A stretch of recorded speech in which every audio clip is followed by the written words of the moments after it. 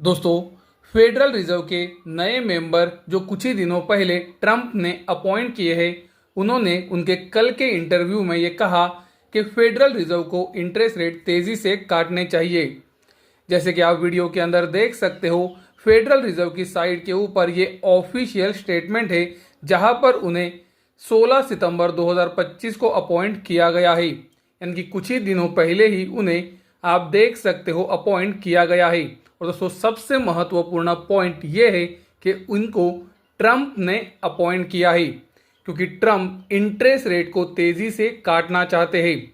और आप वीडियो के अंदर देख ही सकते हो, ट्रंप ने जिस बंदे को यानी कि स्टीफन मिरन को अपॉइंट किया है, वो ये क्लियरली उनके कल के इंटरव्यू में बता रहे हैं कि इंटरेस्ट रेट को तेजी से काटना चाहिए। एक बहुत ही बड़ा इंटरेस्ट रेट कट होना चाहिए।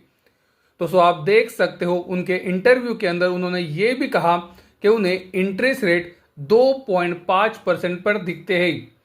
अभी इंटरेस्ट रेट 4% पे है। यानी कि आप देख सकते हो कितना बड़ा कट फेडरल रिजर्व के ये नए मेंबर करना चाहते हैं। दोस्तों, ये इसीलिए महत्वपूर्ण है क्योंकि फेडरल रिजर्व के ये जो मेंबर है, इनको डोनाल्ड ट्रंप ने इसीलिए अपॉइंट किया है ताकि वो फेडरल रिजर्व की मीटिंग के अंदर इंटरेस्ट रेट कट तेजी से करे, ये पक्ष में वोटिंग कर सके।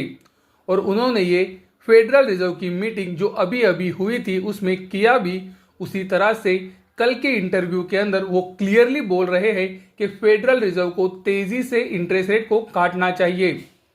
पूरे मार्केट को ये पता है कि फेडरल रिजर्व आने वाले दोनों मीटिंग के अंदर इंटरेस्ट रेट को काट सकता है। तो दोस्तों, ये स्टेटमेंट जो स्टीफन मिरन ने दिया है, ये इंपॉर्टेंट क्यों हो जाता है? क्योंकि दोस्तों, ये दिखाता है कि उनके ऊपर ट्रंप का इन्फ्लुएंस है।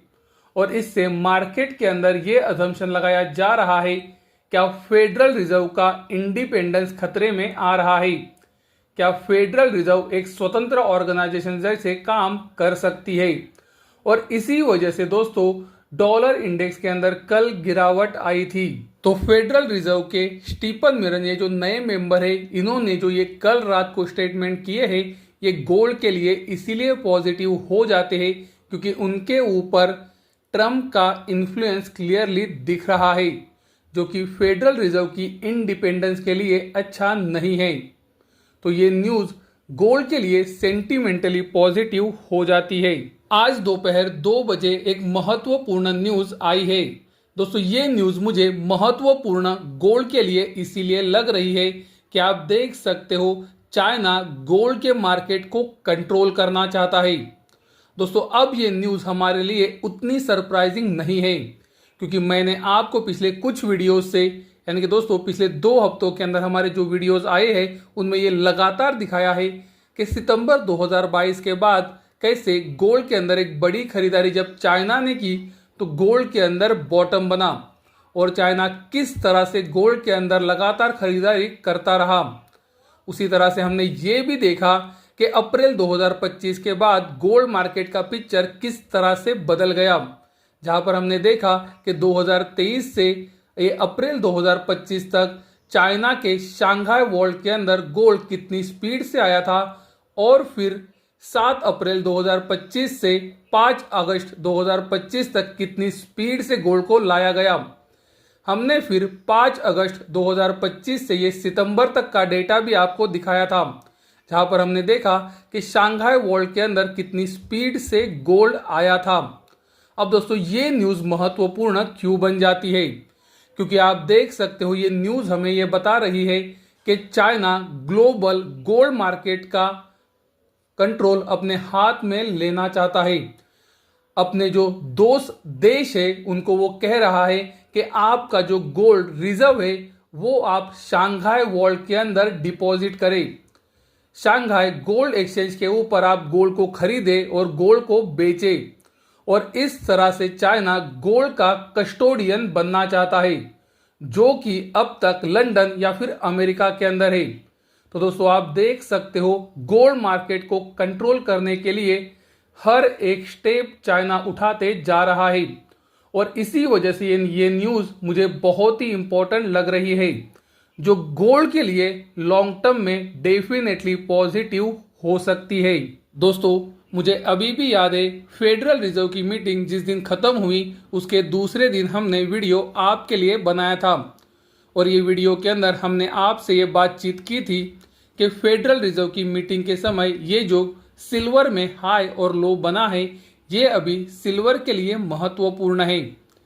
सिल्वर इसे जिस भी तरफ तोड़ेगा सिल्वर के अंदर तेजी या फिर मंदी आ सकती है। सिल्वर ने जब इंटरेस्ट रेट कट के दिन बने हाई को ऊपरी तरफ तोड़ा, हमने आपको इसके बारे में बताया भी था और आप देख सकते हो सिल्वर के अंदर इंटरेस्ट रेट कट के दिन का हाई टूटने के बाद से अच्छी तेजी बनी है। सिल्वर के लिए हमने आपको पिछले कुछ वीडियो से ये लगातार बताया है कि सिल्वर के अंदर अभी नीचे की तरफ सबसे महत्वपूर्ण सपोर्ट है $40 का। गोल्ड के अंदर भी दोस्तों हमने इसी बारे में बातचीत की थी कि फेडरल रिजर्व की मीटिंग जिस दिन खत्म हुई उस दिन बना हाई और लो गोल्ड के लिए महत्वपूर्ण है।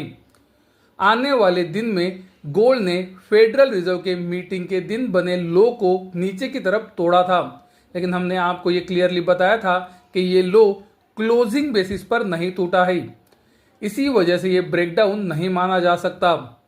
और गोल्ड ने जब ब्रेकआउट दिया तो वीडियो बनाकर हमने आपको ये बताया भी था और तब से लेकर अब तक गोल्ड में भी अच्छी तेजी बनी है।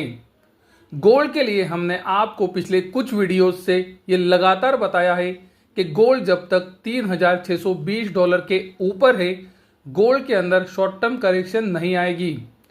गोल्ड जब तक $3,620 के ऊपर है नजरिया पॉजिटिव रखा जा सकता है।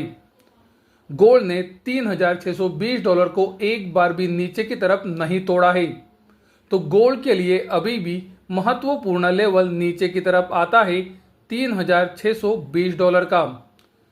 वीडियो ख़त्म करने से पहले मैं आपको फिर से एक बार बताना चाहूँगा कि मैं मेरे वीडियो से कोई भी ट्रेडिंग की सलाह नहीं देता हूँ। वीडियो के अंदर हम जो भी लेवल डिस्कस करते हैं वो सिर्फ नज़रिया बनाने के लिए होते हैं, यानी कि दोस्तों कौन से लेवल के ऊपर होने पर गोल्ड सिल्वर में नज़रिया पॉजिटिव रखा जा सकता है या फिर कौन से लेवल के नीचे क्लोज होने पर गोल्ड के अंदर या फिर सिल्वर में नज़रिया निगेटिव हो सकता है।